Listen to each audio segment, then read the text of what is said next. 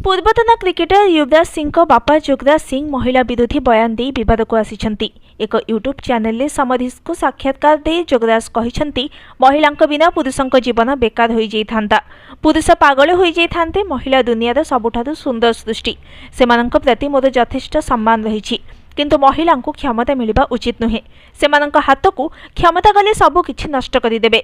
इंदिरा गांधी क्षमता को आसी देश चलाइथिले, किंतु देश को से नष्ट करि देइथिले। महिला माने क्षमता लोभी होइथांती। से माने बाबांक पाखकु एथिपाई जांती जे किपरि निज स्वामी को निज अख्तियारे रखिबे बोली जोगराज कहिसंती। एही मंतव्य को नहीं जोगराज को चारिआडु समालोचना करै जाइछि। पंजाब महिला कमिशन जोगराजकर एही लिंगगत बयान उपरे तदंत आरंभ करिसंती। जोगराज एही साक्षात्कार में कपिल देव सहित संपर्क उपरे मंतव्य दे कहिथिले भारतीय क्रिकेट टीम रा कैप्टेन थिबा कपिल देव को से गोली करि देबाकू थरे तांको घर को जाइथिले। जोगराज को टीम रु बाहर करि देबा लागि से कपिल को दायी करिथिले, किंतु घरे कपिल को तांको मां को सहित देखिबा परे जोगराज तांको मन बदलाई देइथिले।